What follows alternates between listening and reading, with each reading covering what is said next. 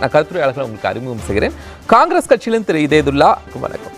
இதயதுல்லா, திருமதி பிரேமலதா விஜயகாந்த் ஜனவரி மாதம் வரைக்கும் இதை தள்ளி போடுறது அப்படிங்கிறது இன்னும் தங்களுக்கான வாய்ப்பு இருக்கும். இப்போ அதிமுக கொடுத்துருக்கிற ஆஃபரை விடவும் பெரிய ஆஃபரை நாங்கள் எதிர்பார்க்கிறோம் அப்படிங்கிற சிம்டம்ஸை வெளிப்படுத்துகிறாங்க. நியூஸ் 7 நேயர்களுக்கு எனது வாழ்த்துக்கள். இன்றைக்கு நீங்கள் 3 தலைப்பு கொடுத்துருக்கீங்களா. முதல் தலைப்பு திமுகவுடைய பொதுக்குழு, விஜயகாந்த் அவர்களுக்கு ஒரு இரங்கல் தீர்மானம்.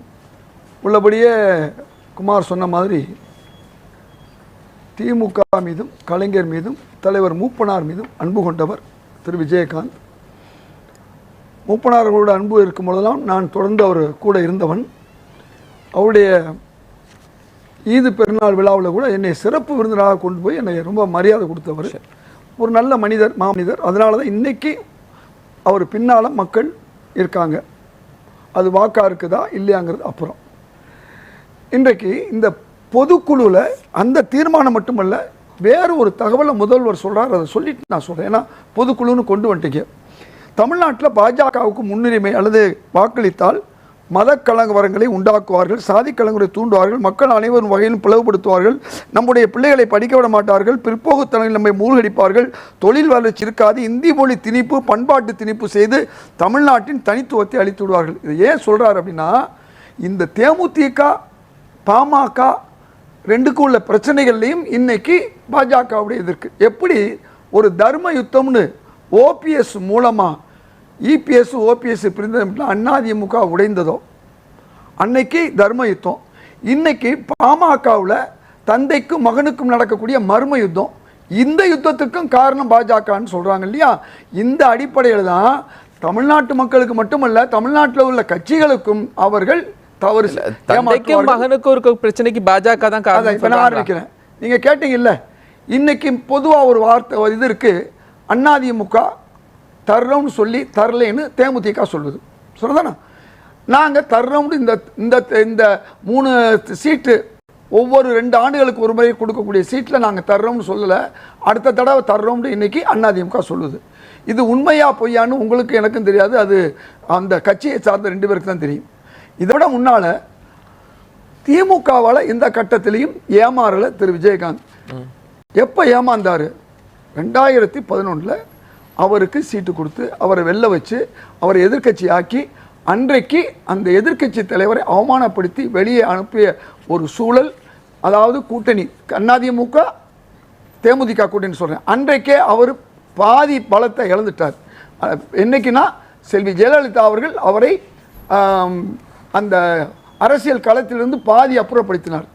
2014 உங்களுக்கு நன்றாக தெரியும், விஜயகாந்த் அவர்கள் வாக்குகளில் தான் 2 இடங்கள் கிடைத்தது. எந்த 2 இடங்கள்? ஒன்று பாஜகவுக்கும், இன்னொன்று யாருக்கு கிடைச்சிச்சு? அன்புமணி ராமதாஸ். அவங்களுக்கு கிடைக்கல. தன்னை மெழுகாக உருக்கி கூட பாஜகவை ஆதரித்தார் திரு விஜயகாந்த்.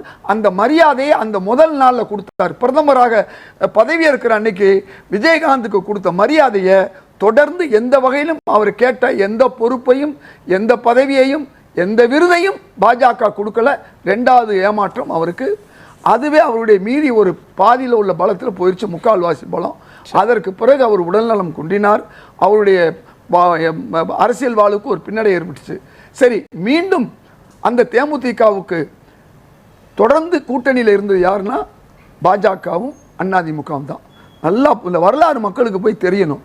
அப்போ இந்த 2 பாஜகவும் அதிமுகவும் தொடர்ந்து அவரை ஏமாற்றினார்கள். இன்றைக்கு அது மிக தெளிவாக வெளியே வந்திருக்கு. ஏன் திமுக கூட்டணிக்குள்ள அவர் போகலை? இது வரைக்கும் அவர் கேட்ட இடங்களை கொடுக்கலையா, இல்ல அவருக்கு செல்வாக்கான தொகுதி பங்கீடுகளை கொடுக்கலையா திமுக?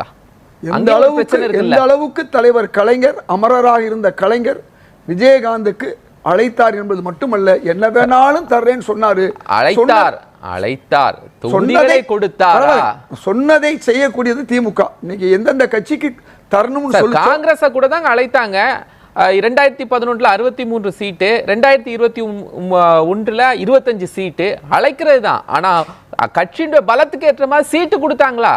நான் மீண்டும் சொல்றேன், உங்களுக்கு எனக்கும் தெரியுமா கலைஞரும் விஜயகாந்த் என்ன பேசிக்கிட்டாங்கன்னு? அது தெரியாது இல்லையா? எந்த அளவுக்கு எதிர்பார்த்தாருன்னா எல்லாரும் சொல்லுவாங்கல்ல, பழம் நழுவி பாலில் அந்த அளவுக்கு அந்த கூட்டணி தொடர்ந்து இருந்தால், விஜயகாந்த் அன்றைக்கு நல்ல முடிவு எடுத்திருந்தால், திராவிட முன்னேற்ற கழக தலைவர் கலைஞர் ஆட்சிக்கு வந்திருந்தால், இந்த தமிழ்நாட்டுடைய அரசியல வேற. ஆக ஒரு டேர்னிங் பாயிண்ட் விஜயகாந்தனால ஒரு தமிழ்நாட்டில் இருக்கக்கூடிய ஒரு நல்ல ஆட்சி இல்லாத ஒரு சூழல் ஆனது உங்களுக்கு நன்றாக தெரியும். 2016 அவர் தன்னை முதல்வராக ஒரு மக்கள் நல கூட்டணி உருவாகுது. அதுல முதல்வரா விஜயகாந்த 2014 அல்ல, நான் 2016 நான் 16 தான் சொல்றேன். 2016 மக்கள் நல கூட்டணி உருவாகுது. மதிமுக, விசிக, கம்யூனிஸ்ட் எல்லாமே சேர்ந்து விஜயகாந்த முதலமைச்சர் வேட்பாளராக ப்ரோமோட் பண்றாங்க.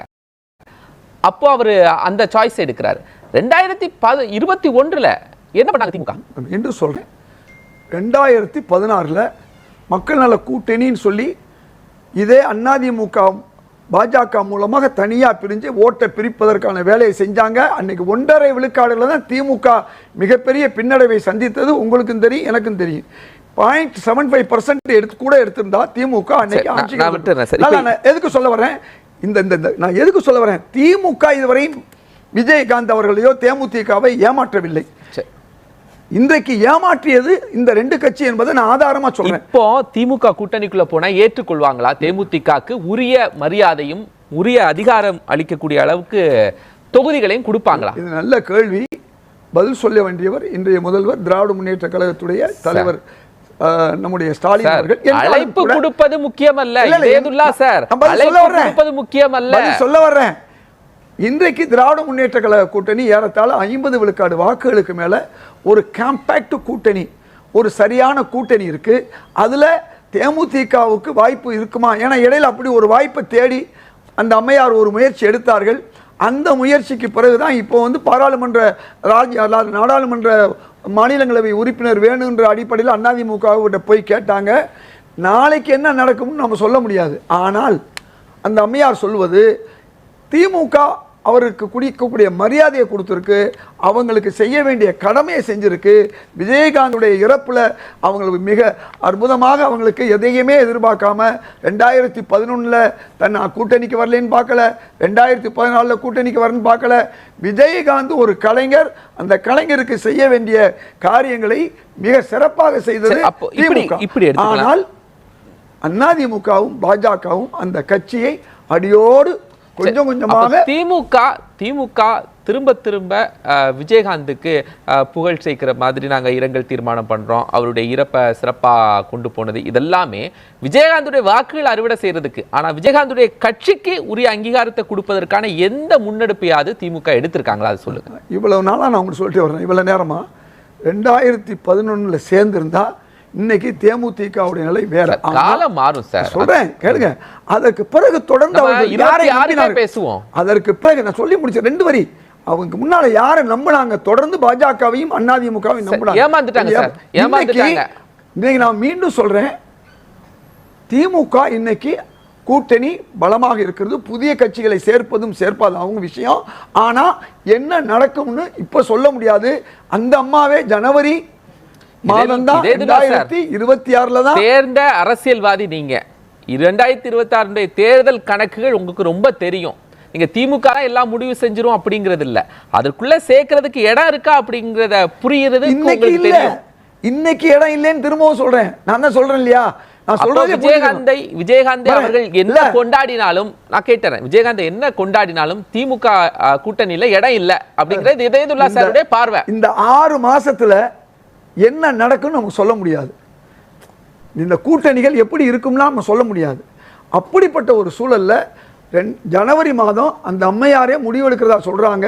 நாளைக்கு முடிவெடுப்பாங்க, திமுகவை நாங்கள் ஆதரிக்கிறோம், அதிமுக நம்பி எங்களுக்கு ஒரு எம்பி சீட்டு கிடையாது, திமுக பாஜகவை நம்பி எங்களுக்கு ஒரு சீட்டு கிடைக்காது, அதுக்கு நாங்க திமுகவை முழுமையாக அந்த கூட்டணியை ஆதரிக்கிறோம், எங்களுக்கு எது செய்தாலும் ஓகேங்கிற மாதிரி ஒரு சூழல் வந்தா அதிமுக ஒரு கேரண்டி கொடுத்துட்டாங்க. ராஜ்யசபா அப்படிங்கிற ஒரு சீட்டை கொடுத்தாங்க. கிட்டத்தட்ட 6 எம்எல்ஏக்களுக்கு, சட்டமன்ற உறுப்பினருக்கு இணையான ஒரு பதவியை எப்போ கிடைக்கும் யோசனை பண்ணி பாருங்க. 2026 34 இடங்களை அடுத்த தேர்தலில் அதிமுக பெற்றார். இல்ல ஜெயிக்கிறதுக்கு முன்னாடி, நீங்க ஜெயித்த பிறகு வரக்கூடிய கணக்கு கிடையாது சார். ஜெயிக்க as of now அதிமுகக்கு எவ்வளவு ஸ்ட்ரென்த் இருக்கோ அந்த கணக்கின்படி தான் கொடுக்க போறாங்க. அந்த அம்மா தான் முடிவு பண்ணும் இந்த ஒரு எம்பி முக்கியமா அல்லது வேற எங்கேயாவது போனா ஒரு எம்பி நிச்சயமா வெல்லக்கூடிய சீட்டு ஒரு 4-5 கிடைக்குமா? என்னன்னா உங்க கூட்டணியில இடம் இருக்கான்னு தான் கேட்டேன்.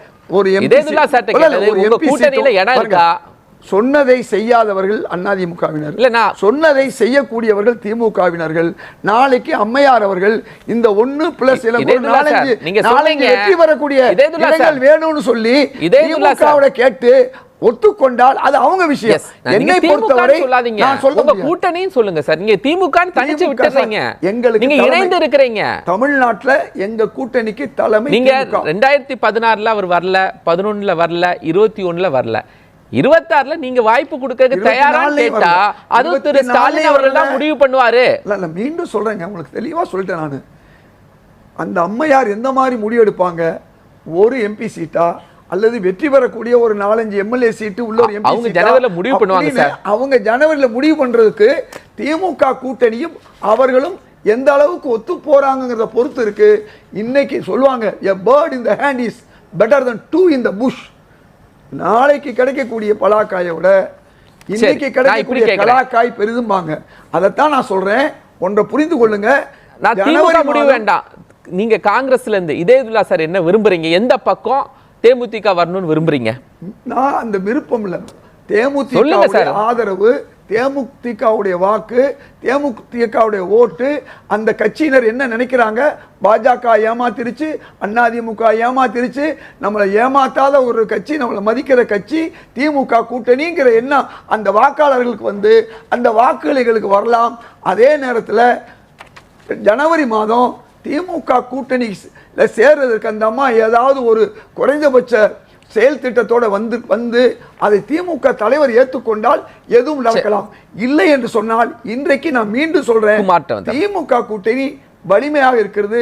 புதிய ஒரு கட்சியை கட்சியை சேர்ப்பதில்லை என்பதுல இன்னைக்கு நெருடல் இருக்கலாம், நாளை என்ன என்பது சொல்ல முடியாது. குமார், அதாவது நான் ஒரு தகவலை சொல்லுகிறேன், அதிகாரப்பூர்வமான தகவல். இன்னொரு ஒரு வாரத்தில் திரு அமித்ஷா அவர்கள் இங்கே வருகிறார்கள்.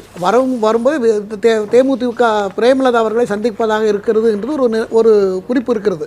சரி, அது அவங்க திரும்ப பேசுவாங்க. அவங்க இன்னும் அதை சீக்கிரம் முடியுங்கிறீங்க. தொடர்ந்து இருக்கு, அப்படி இருக்கு, அப்படியெல்லாம் இருக்கிறது. எம்பி சீட் தரணும்னு சொன்னா அப்படி எல்லாம் இருக்கிறது. அடுத்த வருஷம் கிடைக்கிறது இது பெட்டர்னு சொல்லி பாஜகவோட கூட்டணி வச்சிருவாங்க சார். அதெல்லாம் இங்க ஒரே கூட்டணிக்குள்ள வந்துட்டாங்க. அது இருக்கிறது. அந்த தகவல் நினைச்சா இந்தியா முழுக்கும் கொடுக்கலாம் sir. MP seat okay, India முழுக்கும் பாஜக கொடுக்க முடியும். இல்ல, அந்த தகவல் வந்து இதை மாற்றி அமைக்கிறதுக்கு வாய்ப்பு இருக்கிறது என்று சொல்லுகிறேன். அப்படி அமித்ஷா வந்து ஒரு நல்ல ஸ்வீட் கொடுத்தாங்கன்னா விவாதம் திமுகவோட கூட்டணி வைக்கிற வாய்ப்பு குறைவு சார். அதிமுக தம்மை ஏமாற்றி விட்டது என்று நினைத்தால் நிச்சயமாக அவர்களுக்கு ஒரே ஒரு வாய்ப்பு, பெட்டர் ஆப்ஷன் வந்து தாவேகா தான். இது ஒரு பக்கம் இருக்கட்டும். இன்னைக்கு ஏற்கனவே நடந்த தர்ம யுத்தத்துக்கும் பாஜக காரணம் சொன்னேன். அதே மாதிரி வந்து ஒரு மர்ம யுத்தம் நடந்துச்சு இன்னைக்கு அப்பா பிள்ளைக்கு, அதுக்கு அவங்க தான் காரணம்னு. நாளைக்கு ஒரு கர்ம யுத்தம், காரிய யுத்தம் நடந்தா நாளைக்கு தேமுதிகவிலையும் பிளவு வர்றதுக்கு நான் யோசிப்பாங்க, பாஜகவுடைய கூட்டணிக்கு எங்கேயாவது போகிறதுக்கு யோசிப்பாங்க. இப்படியெல்லாம் இருக்குது. ஒரே ஒரு விஷயத்தை நான் சொல்லி முடிச்சுக்கிறேன் இன்னைக்கு. அதாவது இன்றைக்கு பாமகவில் உள்ள பிளவு, தந்தை மகனுக்குள்ள பிரச்சனையை நான் அப்படியே திமுகவோட ஒத்தி பார்க்குறேன். பல்வேறு விஷயங்களில் திரு ஸ்டாலின் அவர்களும் கலைஞர் அவர்களும் உள்ள விஷயத்தில் நாம் பல்வேறு கலைஞர் சொல்லி முடிச்சேன். வைத்த பொழுது அவர் செய்தார். அதுல ஒண்ணு வக்குவாரிய தலைவர், அந்த தலைவர் விரும்பலைனாலும் என் வீட்டில் அவரை உட்கார வச்சுட்டு நான் கலைஞர்கிட்ட போனேன். நான் எடுத்து சொன்ன உடனே அவருக்கு கொடுக்கலாம், அவர் மனதில் வேற ஒருத்தரை வச்சிருந்தாரு, ஆனா நான் சொன்னவருக்கு கொடுத்தாரு. அப்ப என்ன சொன்னார் தெரியுமா? ஒரு வார்த்தை கலைஞர், எதுவா இருந்தாலும் தம்பி தளபதிட்ட போய் ஒரு வார்த்தை பேசிட்டு போங்கன்னு சொன்னார். அந்த அப்பாவுக்கும் பிள்ளைக்கு உள்ள வித்தியாசத்தை சொல்றேன். தம்பி அவர் தளபதியை போய் நான் பார்த்த உடனே அவர் மனசுல வேற ஒருத்தர் வக்குவாரி தலைவரை வச்சிருந்தாரு. தந்தை சொல்லிட்டாரு, எந்த மறுப்பும் இல்லை, அப்படியே செய்வோம் என்று சொன்னார். இப்படி ஒரு தந்தையும் பிள்ளையும் இருந்த ஒரு வரலாறு இன்னைக்கு வேற வரலாற்றுக்கு போறீங்க. நல்ல வேளை அவங்க பிஜேபி கூட்டணி வைக்கல, வேற வரலாறு இது. சரி, ஐயா ஐயா நெகிழ்ந்து சொன்னார். காங்கிரஸ் கட்சி கடந்த சொன்ன குற்றச்சாட்டுகள்லாம் பிஜேபி சொன்னது கூறாம காங்கிரஸ் செய்யறது, அப்புறம் திமுக சொல்லிச்சு. கூடா நட்பு கேடாய் முடியுங்கிறது எது தெரியுமா? செல்வி ஜெயலலிதாவோட விஜயகாந்த் சேர்ந்ததுதான். அதுல இருந்துதான் அவருக்கு வீழ்ச்சி ஆரம்பமானது. அதுதான் கூடா நட்பு கேடாய் முடிந்தது. மிசாவில அடித்து உதவி சுத்தம் நாட்டிலே 356 பயன்படுத்தி ஒட்டுமொத்த இந்தியாவை கலப்புக்கு காங்கிரஸ் மறக்கலீங்க. சரி மறந்துதான் சரி நாங்களாவே இருக்கோம். இன்னைக்கும் காங்கிரஸ் தான் நம்பர் 1 கட்சி. பாஜகவோட சேராத ஒரே கட்சி காங்கிரஸ் தான். இன்னைக்கும் காங்கிரஸ் தான், என்னைக்கும் காங்கிரஸ் தான். சரி சரி நன்றிகள். மற்றும் ஒரு வாத நிகழ்ச்சி நாம் சந்திக்கலாம். நன்றி.